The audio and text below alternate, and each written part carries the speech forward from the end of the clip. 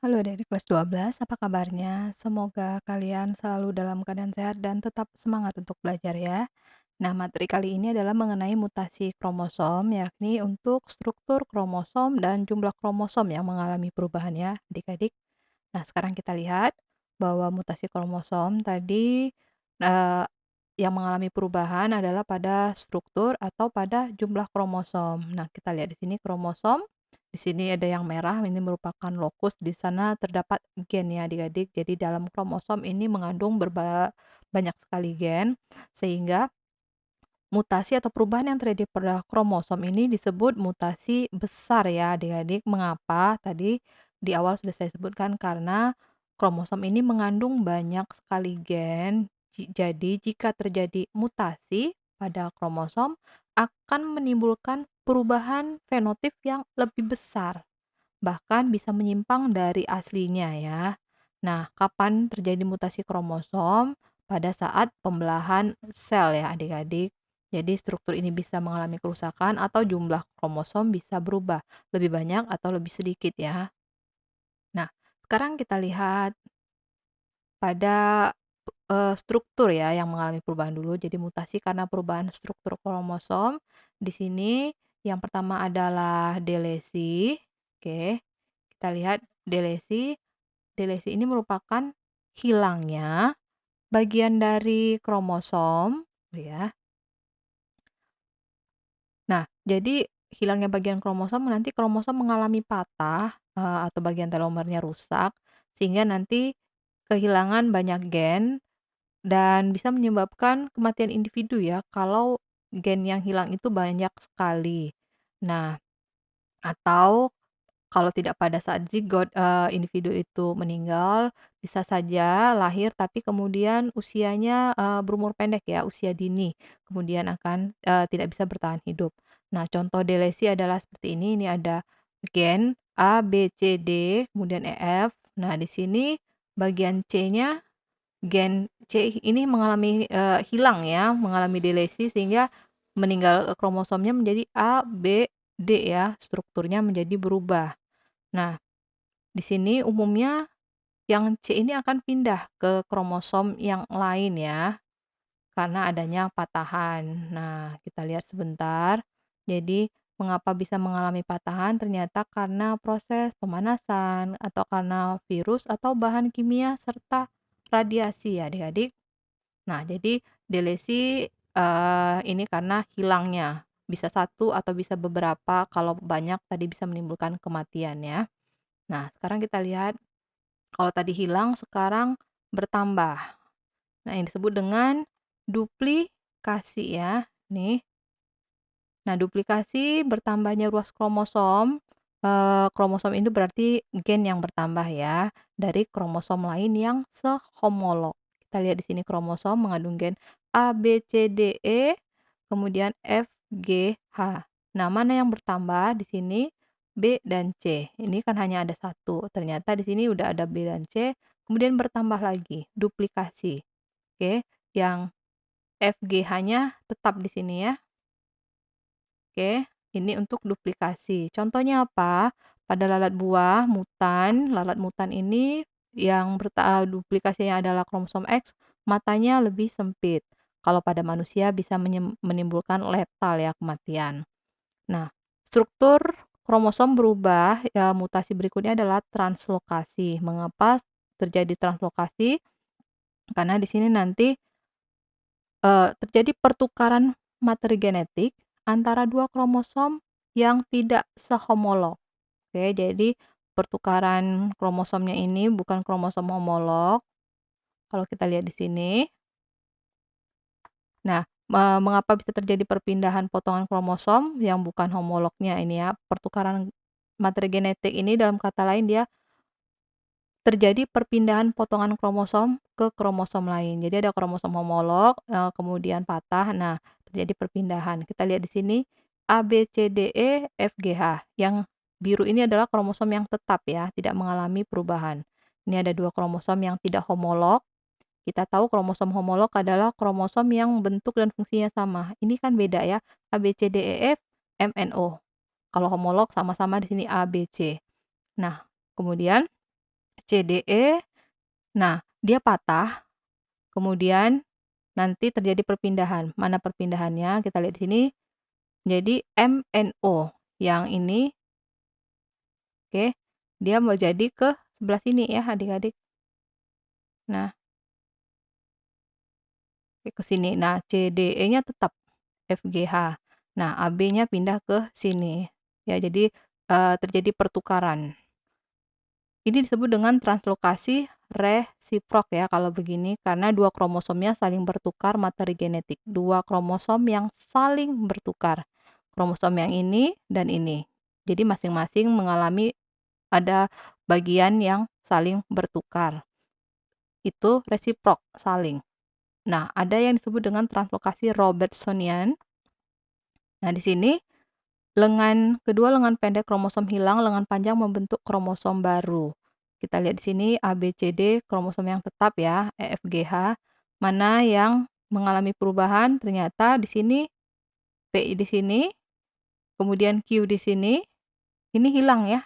Jadi A, B, C, D, nah dia bergabung dengan E, F, G, H. Nah, ini juga disebut dengan translokasi yaitu Robertsonian ya. Membentuk kromosom baru. Oke, itu untuk translokasi. Sekarang kita masuk kepada inversi, masih mutasi pada struktur kromosom ya.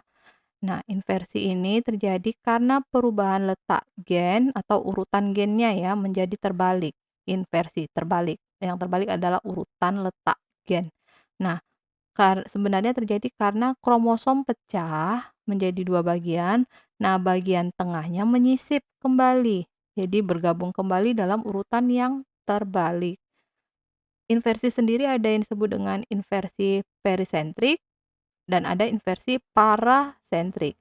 Perisentrik, kalau kita lihat gambarnya di sini, oke, ini terjadi pada dua lengan kromosom. Oke, ini lengan kromosom ya.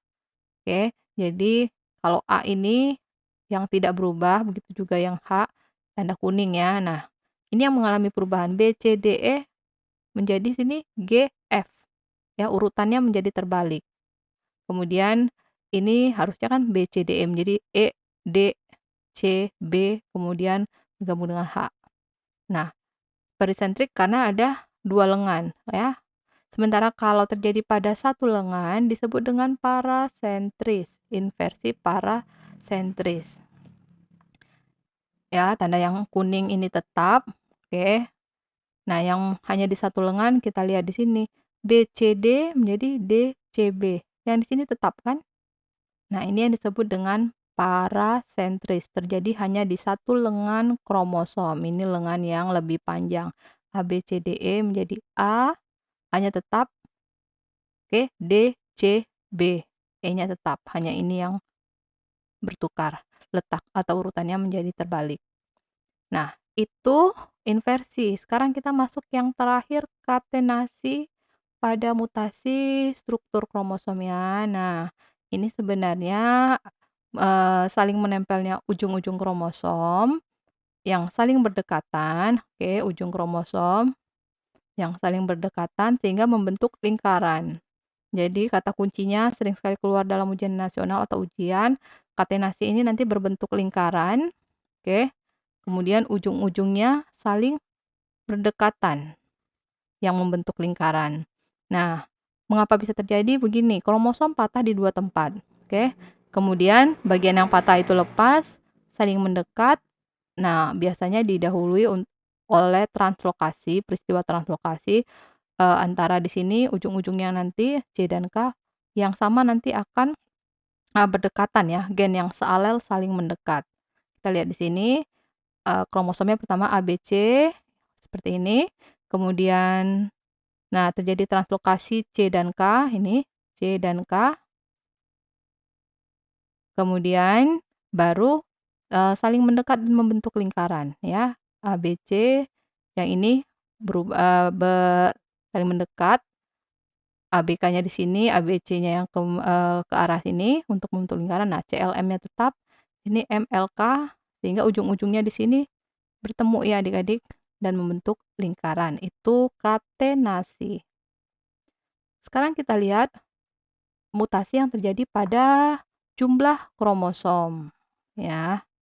Nah, kita lihat jumlah kromosom ini bisa mutasi yang pertama yang disebut dengan euploidi ya adik-adik ya. Di sini yang mengalami perubahan bisa berkurang atau bertambah, tapi dalam perangkat kromosom atau genomnya. Nah, perangkat genom kan kita tahu adalah kalau manusia, kalau kita yang diploid adalah 2N ya, untuk sel tubuh, sel gamet kita adalah N. Nah, di sini kalau untuk monoploid N, triploid 3N, tetraploid 4N, tadi diploid 2N ya. Nah, jadi perangkat genomnya, perangkat kromosom bisa bertambah atau berkurang. Ini berarti berkurang kalau untuk monoploid. 3N berarti bertambah. Nah, jumlahnya merupakan kelipatan dari haploid. Ya, adik-adik ya. N. Bisa 3N, 4N, dan seterusnya 5N, 6N. Tapi di atas 4N disebut dengan polyploid. Banyak genom di dalam sel somatis. Ya, N kehilangan satu set kromosom, 3N dia bertambah berarti jadi punya 3 genom, 2N tambah 1N, 4N ini berarti 2N ya tambah 2N. 4N polyploid lebih dari 4N dianggap itu polyploid ya. Nah, kita lihat eh, untuk euploidi ini terjadi karena zat kimia ya biasanya adik-adik yang paling sering disebut, yang sering keluar dalam soal juga biasanya adalah colchicine. Ini bisa menyebabkan nanti seperti ini, semangka tidak berbiji, ukurannya lebih besar, rasa lebih manis, bibit unggul ya biasanya seperti itu. Nah, karena ada zat kimia colchicine. Zat ini, colchicine ini menyebabkan benang-benang spindle mitosis itu tidak terbentuk, sehingga tidak terjadi pembelahan sel untuk anafase. Makanya biasanya ukuran selnya juga menjadi besar, tapi untuk semangka ini biasanya keunggulannya adalah dia tidak berbiji dan manis ya. Nah, selain zat kimia juga bisa disebabkan oleh pemanasan dengan suhu tinggi atau dekapitasi, pemotongan tunas. Nah, kita lihat masih oh ya, sebentar, kita masih ke aneuploid.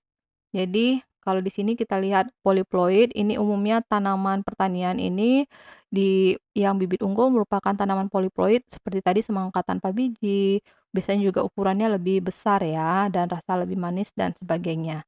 Biasanya ya ini yang bersifat menguntungkan, karena nanti mutasi juga banyak yang menyebabkan kerugian ya, terutama kalau itu terjadi pada manusia nanti ya, menyebabkan beberapa sindrom. Nah, sekarang kita masuk kepada aneuploid. Nah, ini mutasi kromosom tidak terjadi pada perangkat, tidak terjadi pada seluruh genom, tapi hanya pada salah satu kromosom dari genom ya. Nah, mengapa terjadi? Karena ada gagal berpisah saat meiosis, apakah itu anafase pertama atau anafase kedua ya.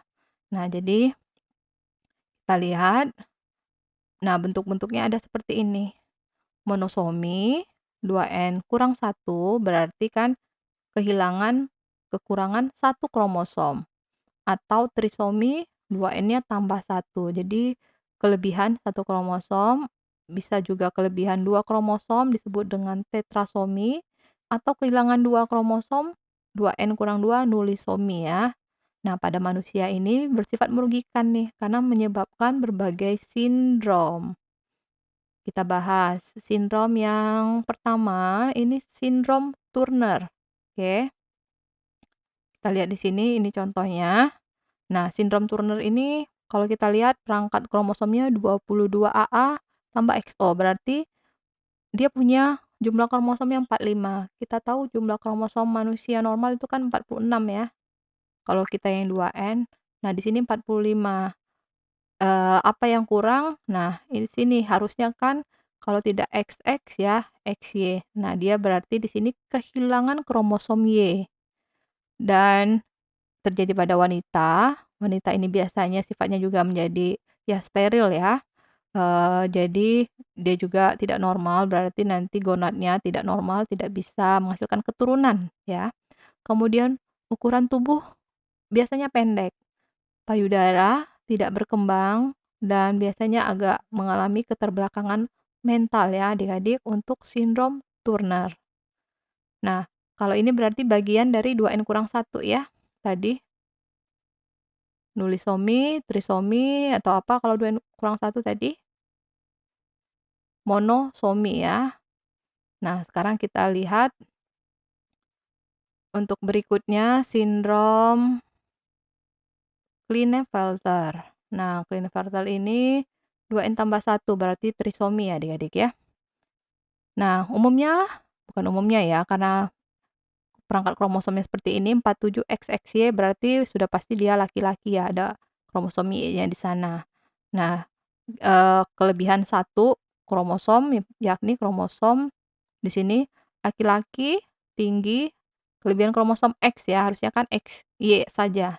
Nah, tangan dan kaki lebih panjang, oke. Ukurannya maksudnya tidak, apa namanya, tidak simetris ya, kurang, simetris seperti itu. Kurang proporsional, bukan simetris ya. Kemudian umumnya laki-laki yang terkena, sindrom Klinefelter ini gonadnya tidak berkembang, jadi steril ya adik-adik. Nah, payudaranya di sini berkembang ya. Jadi pria tapi seperti memiliki payudara dan juga mengalami keterbelakangan mental untuk sindrom Klinefelter.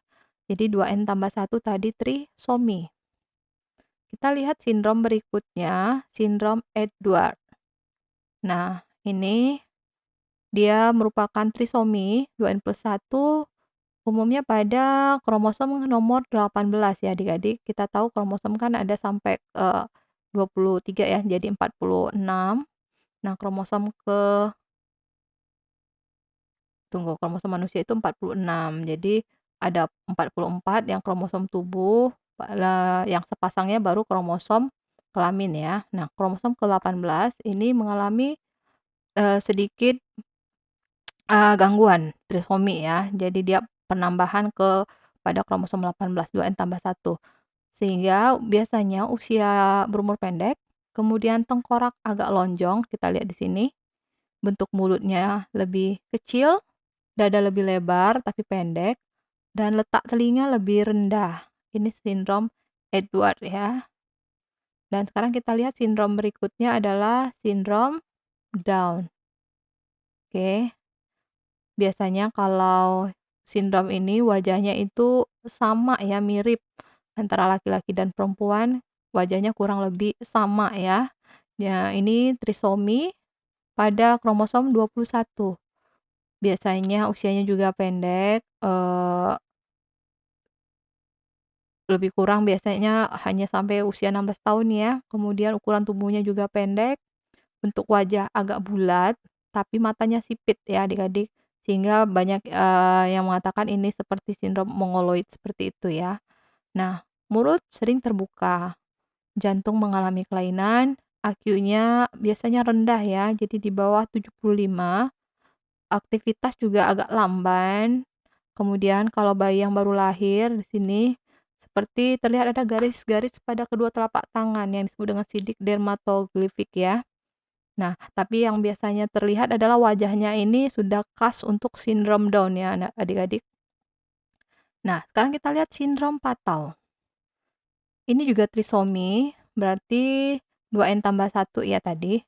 2N tambah satu, nah kromosom ke-13 yang mengalami penambahan. Juga usianya pendek, nah memiliki jari lebih dari normal ya, lebih dari 5, jadi polidaktili. Struktur otak lebih kecil, juga mengalami keterbelakangan mental adik-adik ya. Nah, ini dia bibir memiliki celah, kemudian kelainan pada usus dan jantung yang, lemah. Nah, ini tadi contoh sindrom yang merupakan akibat dari mutasi kromosom untuk jumlah kromosomnya ya adik-adik ya. Jadi tidak pada perangkat keseluruhan, tapi mengalami penambahan atau pengurangan. Dan kita sudah membahas juga tadi untuk mutasi gen. Kemudian kalau kalian masih ada pertanyaan, silakan kalian tulis pertanyaan kalian pada kolom komentar ya adik-adik. Kita bertemu pada materi selanjutnya. Salam.